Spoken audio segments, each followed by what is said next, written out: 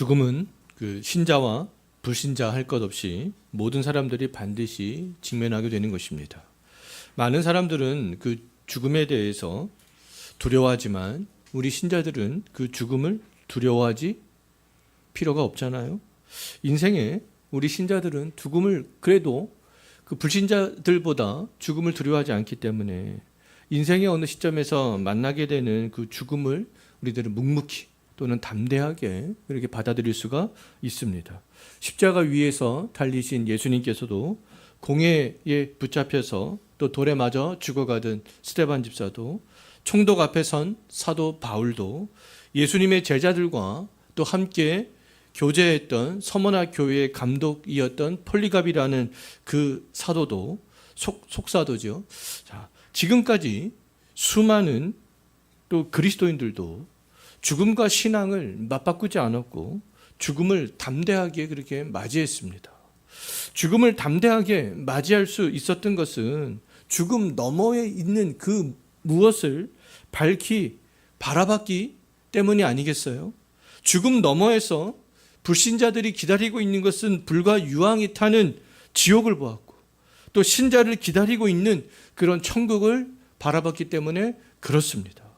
신앙이 좋은 신자들일수록 죽음 너머에 있는 또 다른 세상인 내세를 확신하면서 살아가는 게 아니겠어요? 예수님께서는 근데 그 천국을 볼 수 있는 기준을 제시를 하셨는데 마태복음에서 천국을 볼 수 있는 기준으로 이 세상에서부터 천국을 볼 수 있는 기준으로 제시하신 것이 바로 마음의 청결, 그것을 제시하셨습니다. 그럼 우리가 이 땅에서부터 천국을 보기 위해서는 우리의 마음이 청결해야 된다라는 거잖아요. 마음은 우리 영혼의 좌소라고 그렇게 얘기합니다. 마음에 사람의 영혼이 있고 그 영혼에는 무엇이 있습니까? 하나님의 형상이 있는 것이죠. 신자와 불신자의 영혼은 다르잖아요. 신자의 영혼은 주 예수 그리스도를 믿고 하나님 앞에서 의롭다 칭함을 받고 하나님의 형상이 회복이 되었지만 불신자의 영혼은 하나님을 향해서 여전히 죽어있는 상태가 되겠습니다. 히브리서 기자는 자기를 하나님께 드린 그리스도의 피가 신자들의 이 양심을 죽은 행실에서 깨끗하게 되어서 살아계신 하나님을 섬길 수 있게 하셨다, 그렇게 말씀하고 있습니다. 그렇다면 우리 신자의 영혼에 있는 마음이 깨끗하게 될 수 있었던 것은 전적으로 예수 그리스도께서 흘리신 피의 효력 때문에 그렇다라는 것이죠. 예수 그리스도 안에 있는 우리 신자들은 이미 그런 마음이 깨끗해졌습니다. 청결해졌어요. 그 신자들이 바로 여기 있는 우리들이 아니겠습니까? 마음이 깨끗해진 우리들, 불신자들이 볼 수 없는 지금 천국을 보고 있는 거 아니겠어요? 천국에는 보좌에 앉으신 하나님과 하나님 우편에 계신 부활하신 주 예수 그리스도가 있습니다. 천국을 딱 보십시오. 마음이 깨끗해진 사람은 보좌에 앉으신 하나님과 그 우편에 계신 예수 그리스도가 있다라는 것들을 확신할 수 있는 거 아니겠어요? 근데 이 땅에서는 그 누구도 보좌에 앉으신 하나님을 볼 수가 없습니다. 하나님을 본 사람이 아무도 없기 때문에 이 땅에 오신 예수님께서는 요한복음 1장 18절에서 아버지 품속에 있는 독생하신 하나님이 나타난 거야, 바로 그 하나님이 나야, 이렇게 말씀하셨죠. 나를 본 자는 아버지를 본 것이다, 이렇게 또 요한복음 14장 9절에서 말씀하셨습니다. 이 땅에서 사는 동안 신자들이 하나님을 볼 수 있는 방법은 누구를 통해서요? 예수 그리스도를 통해서 보는 거죠. 그러나 이제 천국에서는 이미 죽은 신자들, 하나님을 명확하게 볼 수 있다, 그렇게 말씀하고 있어요. 성경을 보면 보좌에 앉아 계신 하나님을 볼 수 있는 것처럼 표현하는 그런 성경 구절들이 있습니다. 대표적인 구절이 요한계시록 22장 3절과 4절이죠. 천국에서 하나님을 볼 수 있다. 천국에서 하나님을 볼 수 있는 것은 그러면 하나님의 실제적인 형상을 볼 수 있다라는 것이겠습니까? 그렇지 않죠. 하나님은 어떤 분이십니까? 영이신 분이죠. 볼 수 없어요. 그럼에도 불구하고 하나님을 볼 수 있다 이렇게 말씀하고 있어요. 이것은 어떤 의미냐 하면 천국에서 하나님을 볼 수 있는 것은 하나님의 그 영광을 보는 겁니다. 하나님의 영광을 보면서 하나님과 완전한 교제를 하게 되는 것을 의미하는 거죠. 마치 아담이 타락하기 전에 에덴 동산에서 하나님 봤습니까? 안 봤습니까? 하나님과 교제했어요? 안 했어요? 하나님 봤죠. 완전한 교제했습니다. 그와 마찬가지로 우리 천국에서는 타락하기 전 에덴 동산에서 하나님과 교제했던 아담처럼 하나님과 교제하게 되는 거예요. 하나님의 영광을 직접적으로 경험하게 되는 겁니다. 신자들은 타락하기 전에 아담이 하나님과 교제했던 것보다 더 완전한 교제를, 그 완전한 영광을 그 천국에서 경험할 수 있게 되는 것이죠. 불신자들도 우리 기독교에서 말하는 천국은 아니지만 천국에 대해서 이야기하잖아요. 물론 단어를 다르게 사용하기도 하지만 천국에 대해서 이야기합니다. 그러나 성경에서는요, 분명히 불신자들에게는 하나님과 주 예수 그리스도가 계시는 천국이 허락되지 않았다, 이렇게 분명하게 말씀하고 있어요. 예수님께서도 예수님을 믿고 따랐던 제자들을 향해서는 너희들에게는 천국의 비밀을 아는 것이 허락되었지만 무리들에게는 천국이 허락되지 않았다, 이렇게 말씀하셨습니다. 그 불신자들에게는 천국의 문이 닫혀 있는 거죠. 예수님이 가는 곳마다 따라다녔던 그 무리들은 예수 그리스도를 직접 목격했던 사람들이잖아요. 예수님의 음성을 직접 들었던 사람들이었습니다. 예수님이 행하시는 수많은 이적을 직접 봤던 사람들이었어요. 그럼에도 불구하고 그들에게는 하나님이 계시는 천국이 허락되지 않았습니다. 이유는 한 가지밖에 없죠. 마음이 청결하지 못하기 때문에. 천국은 예수 그리스도로 말미암아 마음이 깨끗해진 신자들의 것이기 때문에 그렇습니다. 여기 있는 우리들은 예수 그리스도를 믿는 그 믿음으로 말미암아 마음이 깨끗하게 된 거죠. 마음이 깨끗해졌지만 근데 이 땅에서 우리가 천국을 볼 수 있는 것, 하나님의 영광을 경험하는 것, 하나님과 교제하는 것, 그것은 한계가 있다라는 거예요.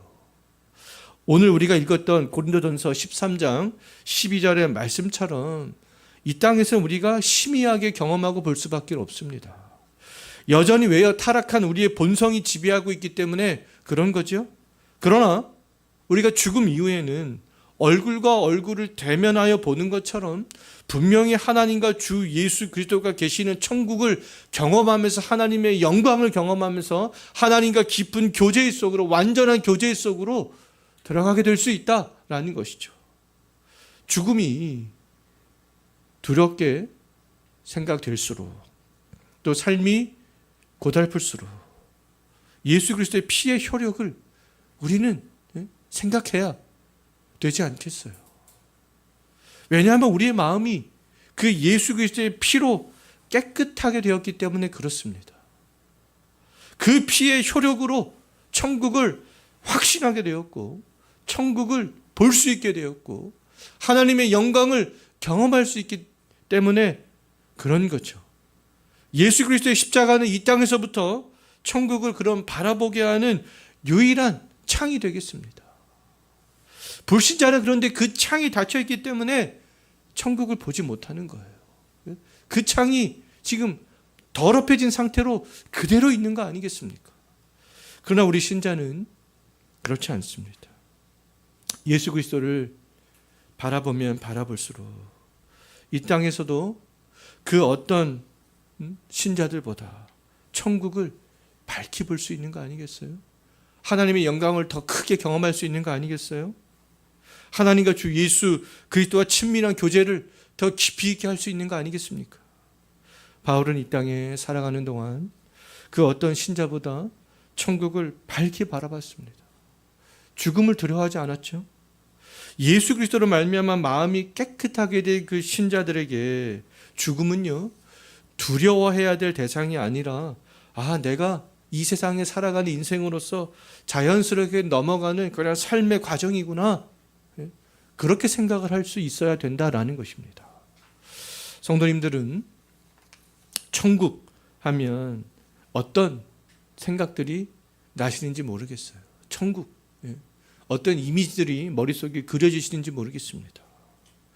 사람들에게 천국에 대해서 물어보면 막연하게 좋은 것으로 말합니다. 무엇도 있고 이것도 있고 저것도 있고 이것도 있고, 이런 좋은 경험도 하고, 이런 기쁜 경험도 하고. 물론 천국은 좋은 것이죠. 기쁨이 있는 곳입니다.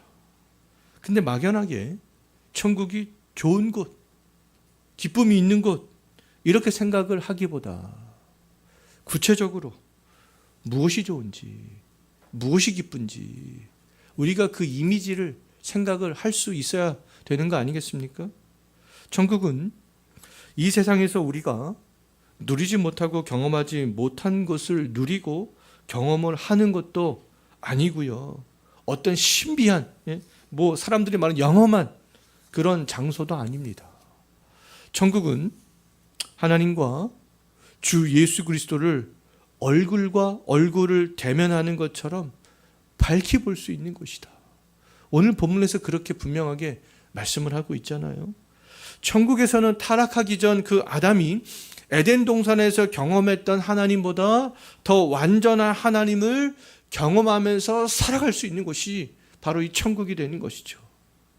세상에서 우리는 하나님의 영광을, 하나님과의 교제를 극히 일부만 경험할 수 있다면, 하나님과 부활하신 예수 그리스도가 계시는 그 천국에서는 그 완전한 하나님의 영광을 경험할 수 있다라는 겁니다.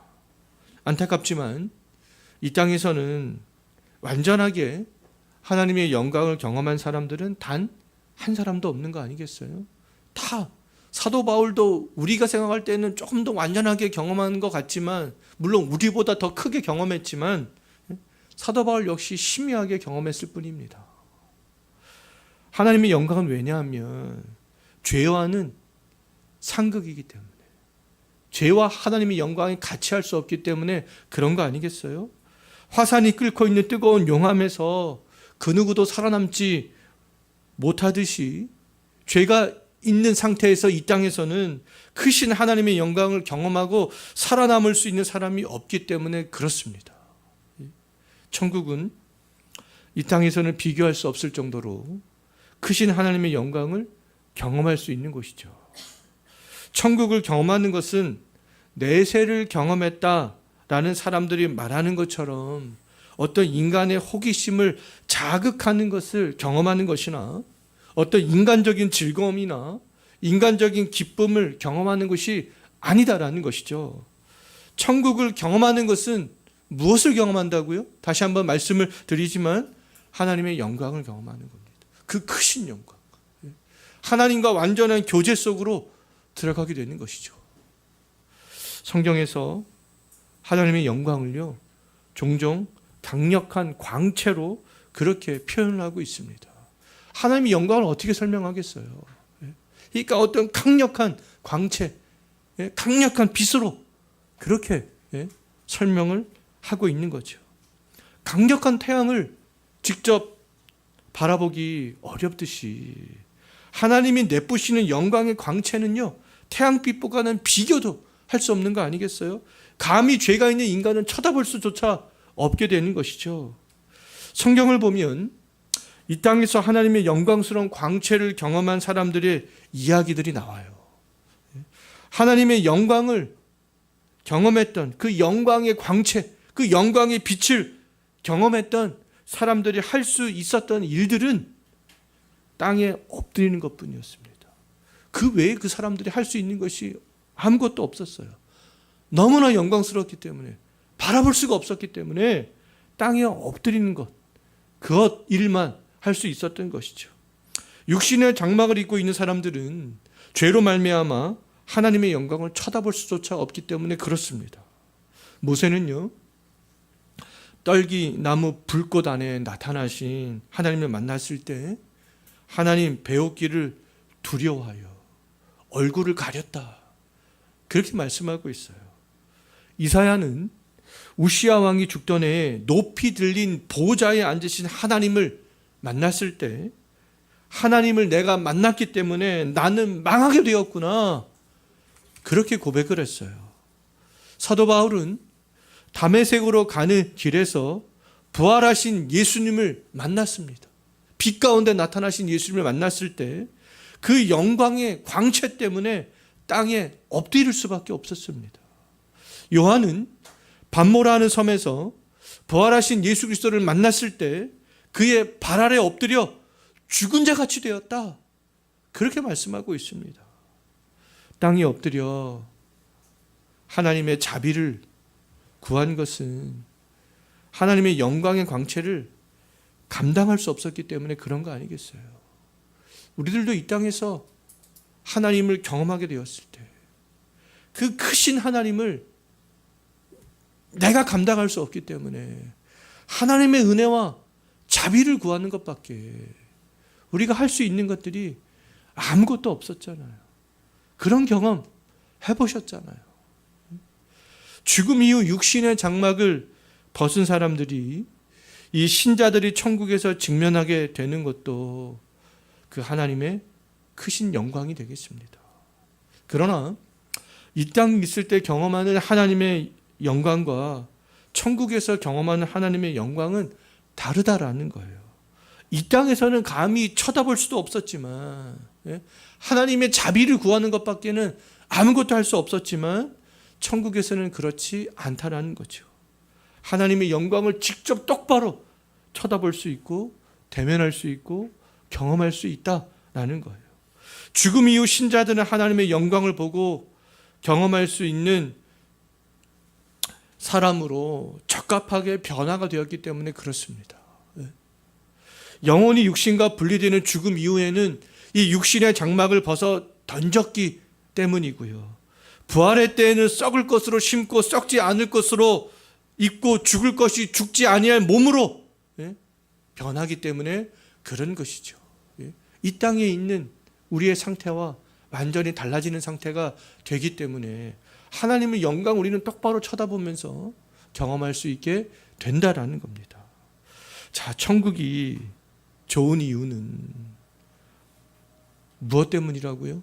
이것도 있고 저것도 있고 이런 것도 경험하고 이 땅에서 경험하지 못했던 것들을 경험하고, 이 땅에서 살지 못했던 그 집에서 살아가고 물질적인 어떤 풍요를 누리고 영험하고 그런 것이 아니라 하나님의 크신 영광을 직접적으로 경험하면서 그 즐거움과 기쁨이 있기 때문에 그런 것이죠.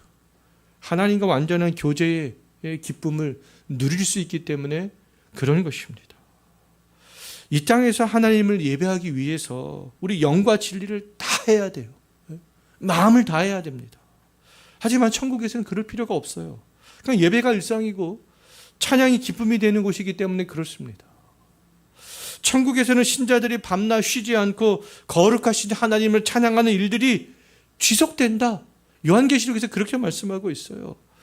신구약 시대에 구원받은 모든 성도들을 뜻하는 24장로들과 14만 4천이 보좌에 앉으신 이와 죽임당하신 어린 양을 경배하는 그런 것이 천국이 되는 것이죠. 천국은 인간의 감정, 어떤 인간의 즐거움, 인간의 호기심에 초점을 맞추는 곳이 아니다라는 겁니다. 천국은 오직 누구에게만 초점을 맞추는 거예요? 하나님께만 맞추는 거예요. 하나님께만. 이 땅에서 하나님의 영광을 거울로 보는 것 같이 희미하게, 예전에 청동 거울이었죠. 그래서 거울이 밝지가 않았습니다. 그래서 희미했어요. 거울로 보는 것 같이 희미하게 하나님의 영광을 경험했던 모세, 이사야, 바울, 요한은 하나님의 영광에 그럼에도 불구하고 압도가 되어 자비와 은혜를 구하면서 땅에 엎드렸지만 천국에서는요, 그럴 필요가 없다라는 거 아니겠습니까? 하나님의 영광을 얼굴과 얼굴을 대면하여 보는 것처럼 완전하게 알게 되는 그 천국에서는 천사들처럼, 신구약 시대에 구원받는 모든 성도들처럼 기뻐하고 즐거워하고 영광을 돌리게 된다라는 것이죠. 사람들이 자주 사용하는 단어 가운데 하나가 영광이잖아요. 영광. 이 자리에 있게 돼서 정말 영광입니다. 또 어떤 특정한 사람과 함께 있을 때에도 내가 이 사람과 함께 있게 되어 영광입니다. 이런 표현들을 하잖아요. 영광스러운 상황이 계속되기를 바라고 영광스러운 사람과의 만남이 계속되기를 원하는 의미에서 그 영광입니다라는 단어를 사용하는 것이 아니겠어요? 다시 한번 말씀을 드리지만 천국이 좋은 이유는 이 땅에서 부분적으로 대면할 수 있었던 창조주 하나님의 영광을 완전히 영원토록 경험할 수 있기 때문에 그렇습니다. 세상에서 경험할 수 있는 그 영광은 사라지는 영광이죠. 재물의 영광도, 사람의 영광도, 명예의 영광도 시간이 흐르고 삶의 환경이 바뀌면 희미해지고 사라져 버립니다. 하나님을 대면하여 볼 수 있는 천국의 영광은 근데 그렇지 않다라는 거예요. 이 땅에서는 비록 희미하게 경험하지만 천국에서는 완전하게 그리고 영원히 경험할 수 있습니다. 그럼에도 이 땅에서 경험하는 그 희미한 하나님의 영광은 굉장히 중요한 거 아니겠어요? 이 땅에서 반드시 하나님의 영광을 희미하게라도 경험을 해야 천국에서 완전하게 하나님의 영광을 경험할 수 있기 때문에 그렇습니다.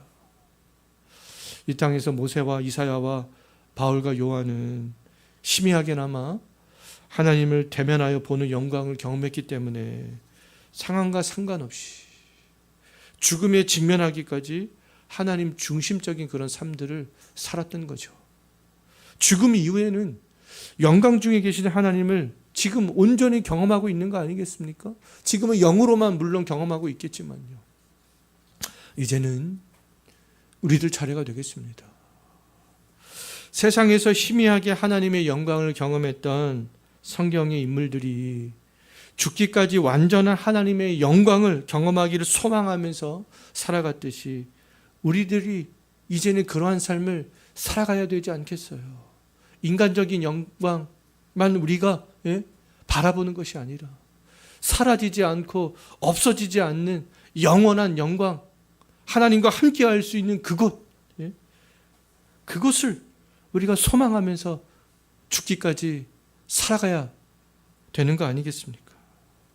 죽음 이후 우리들도 보좌에 앉으신 하나님과 그 우편에 계신 주 예수 그리스도를 대면하여 보면서 이제 우리도 24 장로들의 일원이 되어서 14만 4천 명에 포함된 사람으로서 경배하고 찬양하기를 원합니다.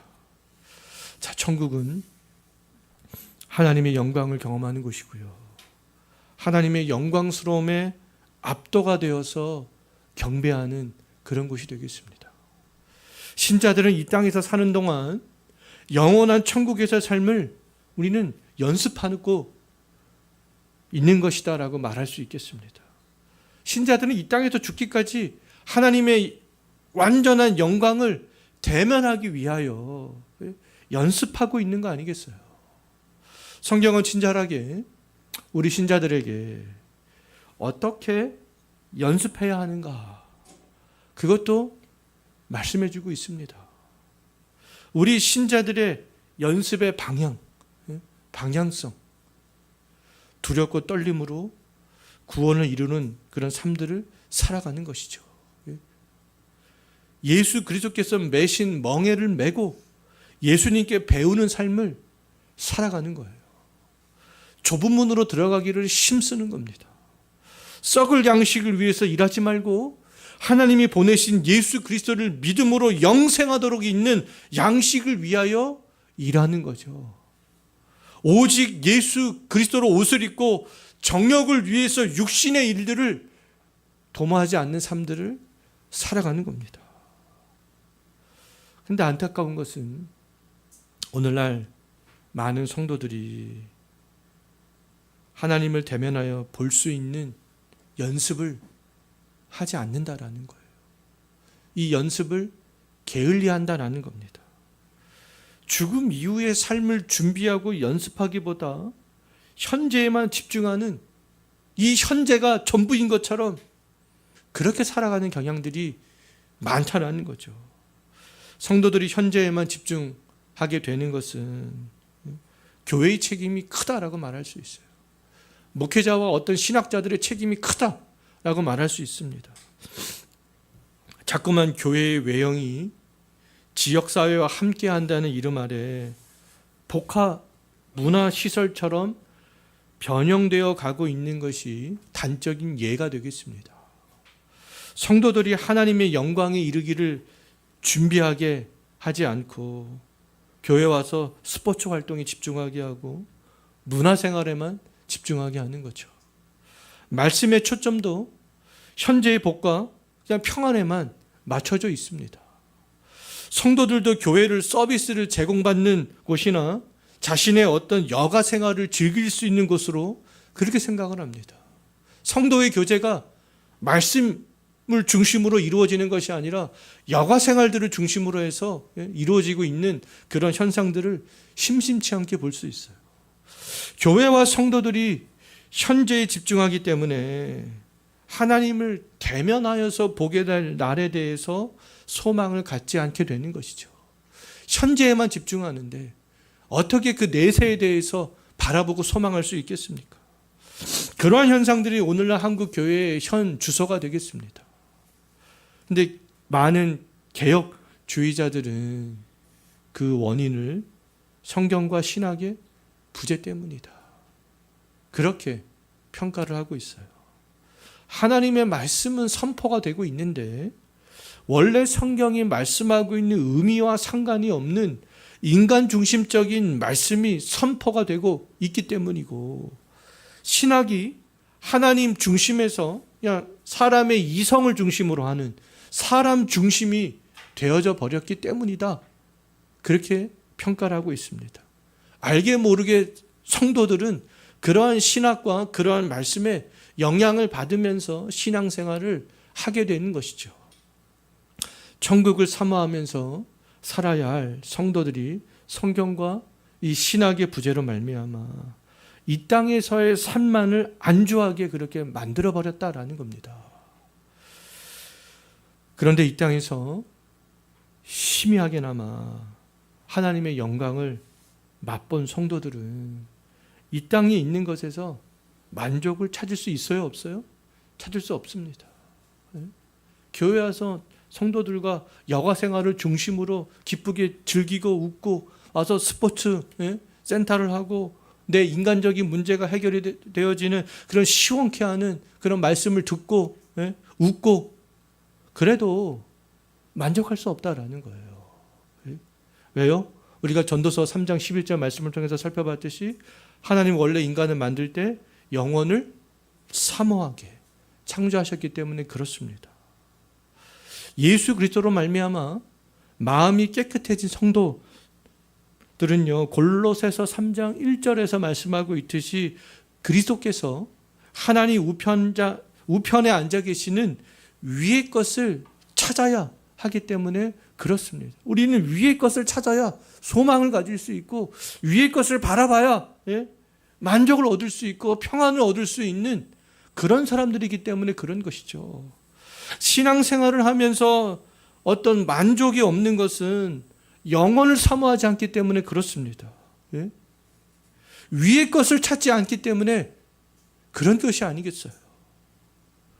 요한일서 4장 1절에서 영을 다 믿지 말고 오직 그 영들이 하나님께 속하였나 분별하라, 경고하고 있잖아요.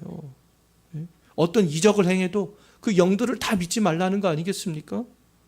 그렇게 말씀한 것처럼 하나님의 말씀이 선포가 된다고 해서 모두 하나님의 말씀이다라고 생각해서는 안 된다라는 거죠. 세상을 바라보게 하는 말씀, 세상만 바라보게 하는 말씀, 현실에만 집중하게 하는 그런 말씀, 인간의 이성을 전면에 내세운 말씀, 이런 말씀들은 주의해야 된다라는 겁니다. 아모스 선지자는요, 사람이 이 바다에서 저 바다 끝까지, 북쪽에서 동쪽까지 비틀거리며 여호와의 말씀을 구하려고 돌아다녀도 얻지 못하는 말씀의 기근의 시대에 대해서 경고하고 있습니다. 왜 비틀거리겠어요? 말씀의 기근 때문에 비틀거리게 되는 거 아니겠습니까? 문화센터처럼 교회의 모든 시설들을 다 갖추고 있어도 이곳저곳 성도들이 말씀에 인터넷 쇼핑을 하면서도 하나님과 주 예수께서 계시는 천국을 바라보지 않는다면 말씀의 기근 가운데 살아가고 있는 거예요. 기근의 시대를 극복할 수 있는 유일한 방법은 종교개혁자들이 외쳤던 것처럼 성경으로 돌아가는 겁니다. 그리고 교회사 2000년 동안 내려온 바른 신앙의 토대 위에 우리의 신앙을 세워가는 거죠. 성경은 우리의 만족은 세상에 있지 않다. 우리 신자의 만족은 하나님께 있다.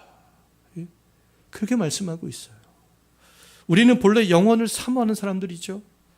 이 세상이 아닌 또 다른 세상을 지향하면서 살도록 설계된 사람들이 되겠습니다. 이 땅에서 희미하게나마 하나님과 예수 그리스도의 영광을 체험했다면 충분히 하나님과 예수 그리스도가 계시는 천국을 우리는 사모하며 나아갈 수 있습니다. 이번 한 주간 예수 그리스도를 통해서 깨끗하게 된 우리 마음으로 위의 것을 더욱 바라보고 살아갈 수 있었으면 좋겠습니다. 기도하겠습니다.